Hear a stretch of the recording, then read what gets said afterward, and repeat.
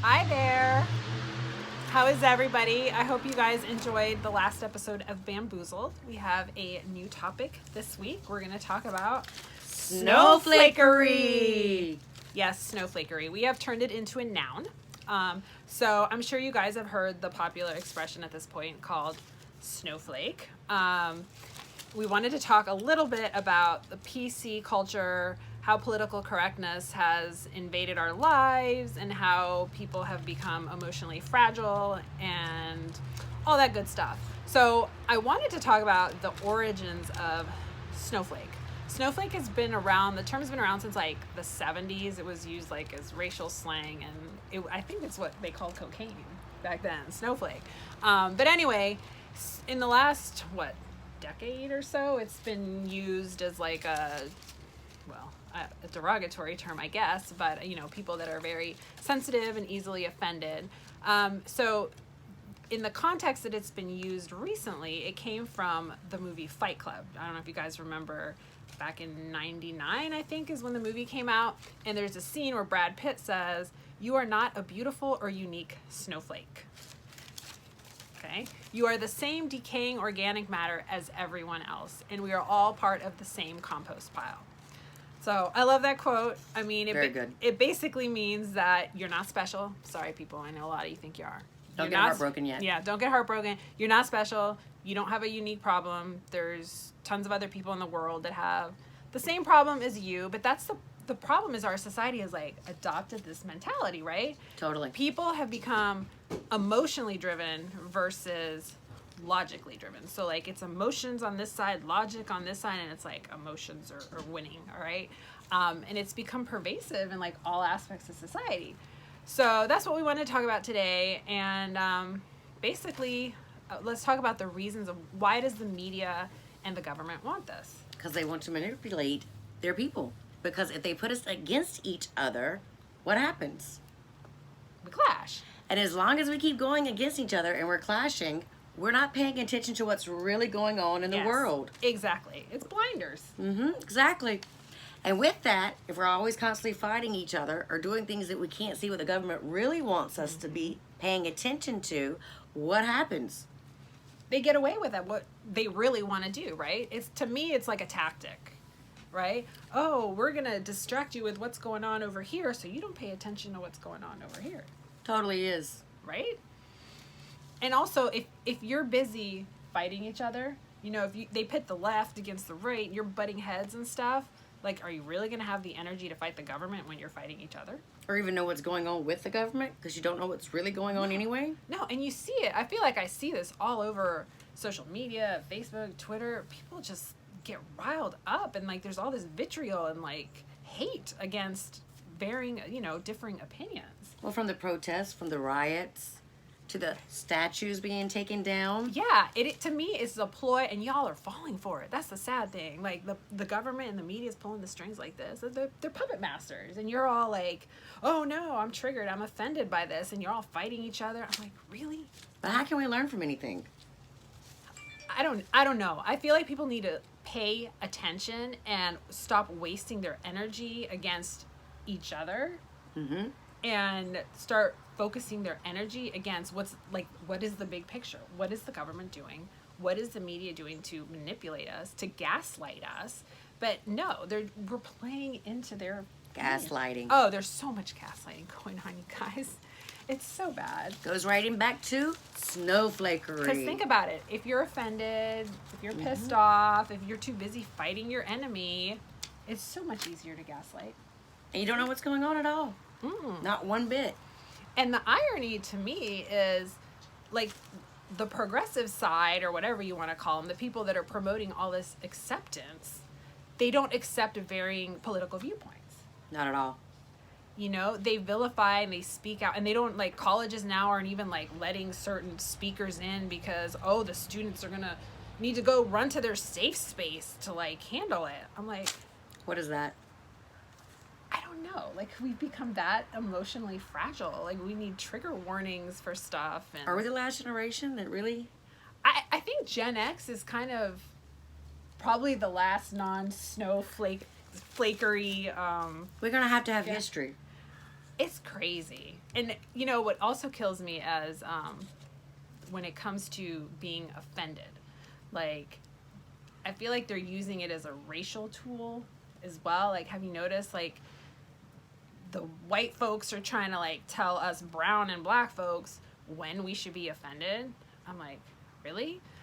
I grew up in DC, and ever since, I would say, the 90s, there has been, this is just my personal example of this, the Redskins name. Okay, so my dad used to take me to the Redskins games at RFK when I was a kid. There was always Native Americans there with their headdress on and stuff. Like, nobody cared about the name. Like, the Native Americans weren't offended about the name. They used to do, like, polls and stuff, and the overwhelming majority of them didn't care. Like, they loved the Redskins. They had such a fan base, like, at the games. And now they changed the name. You know why they changed the name? Why they changed the name? Snowflakery! Seriously. Like, it was right around the time of the riots. Someone got offended. Yeah. Well, I think they're telling us, and to me this is the ultimate form of racism, is telling me as an immigrant and brown person when I should be offended by something. Like, I am not smart enough to know that I should be offended by something. I'm so glad the white people can step in and tell me. Like, sorry about that. Yeah. What can I say? It is crazy. And it's like, oh, did you hear about what happened in Soho? No, I didn't. So in Manhattan, Soho, you know, the amazing shopping area where you got Best. all the, like, you know, Fendi and Gucci or whatever, the big name stuff. So anyway, these stores were told, like the security guards that work at these stores when the riots and stuff were going on, the looting, they were told not to detain or arrest people that were breaking in, people of color that were breaking in and stealing stuff because they didn't want to come off as racist. Same exact thing happened in downtown Raleigh, people. Yes. Oh, tell me what you were telling me last night. Same thing happened in downtown Raleigh. Cops went out, sheriffs, police, everything. They were told by the governor not to arrest. Just make sure nothing is too crazy and don't arrest anybody. Again, why was that? What did it prevent? All the local businesses are still mostly boarded up. Mm-hmm. People saved up a lifetime to have that. Now look. I know. It's like, I don't know how you're helping somebody's cause by looting their store, but yeah, I guess now there's a free ticket to riot and loot. And protesting, peaceful protesting. Do I need to go on a shopping spree in Soho? I mean, I might be able to get away with it. Or maybe Raleigh. Just kidding. Raleigh's way closer. No, don't do that. I'm kidding. We would never do that. But I mean, that's like the level of ridiculousness that it has reached. And then, I mean, this week was Columbus Day, so... Ooh, that's a whole nother one. Because, you know, Christopher Columbus found... What did he find? Not He us. didn't find shit. He didn't find us. But yeah, we were taught the wrong history. Okay, I will give them the Columbus thing, okay. But like the tearing down of all the statues and all that, what do you think of that? It's absolutely insane. Yes, history may be bad or it may be good. However, you still have to learn from it. We've learned from every other bit of history, whether we agreed with it or didn't agree with it. Mm-hmm. However, you have to have something to learn by. I mean, statues here, there, again, it's snowflakery because some point in some time, people got offended by it. Mm-hmm. But are we taking down the pyramids in Egypt? No. I don't see that happening. And the thing is, when you take down pieces of history, then those are reminders of what happened. I feel like you need the reminders. You don't want to repeat the bad things in history. If you don't want to repeat bad things, you gotta educate the public about what those bad things were. Like, if you erase everything, what are you left with? Like, people are just gonna do the same mistakes generation after generation. And I still think we're doing that because I don't think we've learned too much. I agree. I don't think we have. I mean, and it's getting worse. It is getting much worse. I mean, just what we've seen with the plague and all the advertising and all the psychological warfare propaganda. You guys know that the government actually hires people in psych ops. I actually knew somebody that worked for the Army who worked in psychological operations. This was his job, to come up with marketing and ideas of basically propaganda of how to convince people to do things a certain way. So pay attention, folks. Look up Project Mockingbird. Just Google it when you're done with this video. But yeah, they're trying to equalize it, make everybody equal, try to get people to forget the bad things. Like, I heard some channels didn't even want to run like Gone with the Wind and movies like that. Or like the song that they, in 2018, they forbid it off the radio. What is it? Oh, baby is cold outside.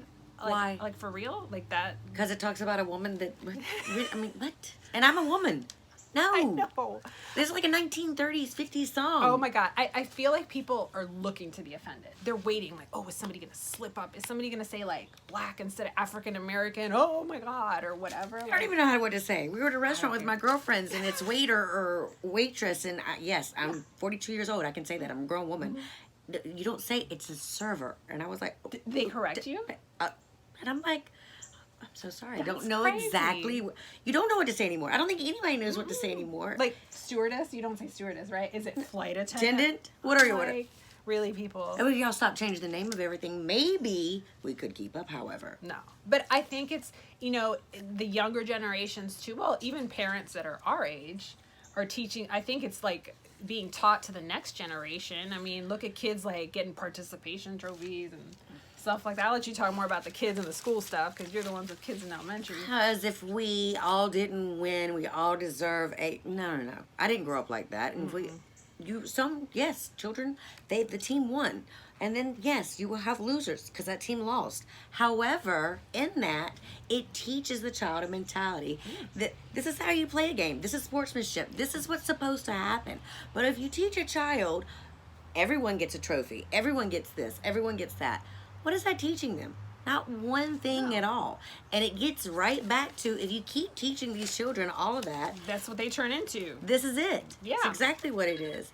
And going forward with that, with schools, the classroom size, if the classroom size, the money gets way too tight, again, follow the money trail, Always. Then the classroom numbers, they very often get impacted. And, you know, we're up to 24 students just in public school in our classes. I know Georgia and Florida are up to 30, and almost every teacher knows past 20 it's very hard to teach. So these are things to like look at, pay attention, where if they want to say against each other and constantly out of the schools being parents or parents not involved or being trying to be more involved. Yeah, it's like they make it hard to get involved, which makes me wonder, like, well, are they teaching their kids something that they don't want the parents to find know? out? However, with this, bullying, a lot of children get bullied very badly. And we don't want it to end up into the worst situation where a lot of children will go and commit suicide. However, I know one of my best friends, their child had to completely move to a different school, which is quite hard to do if you know you're in a school district, in public school, and find another school to go to because their child was bullied so hard. And being a parent, you already know you don't want anything to happen to your child, especially when you're in school, because you're not there to protect. Even if you are there to protect, you can't really do anything because it's another child. I think the schools are very scared. They're scared of... Yeah, they got to be politically correct, right? They're probably scared to kick out children, you know, that are causing problems. How can they get rid... I mean, I know of a child that has been in the same class for 2 years and has consecutively flunked his grade. It is in elementary, and they have not got rid of the child, and the child is obviously bigger and is quite a bully. And these are things that happen in the school system that is absolutely absurd. Again, follow the money trail. If no money are going to the school, how can they do these things? Where is all the money actually going to? I think their hands are tied too for a lot of stuff, and I do think a lot of it relates back to, you know, they got to be politically correct and treat everybody as equal and treat all the children as equal. And I don't know, girl, it's crazy. Don't be one of these. Snowflakery. Yeah. Join us on our next episode of Bamboozled. And try not to be bamboozled this week, you guys. Bye. Bye. See you next week.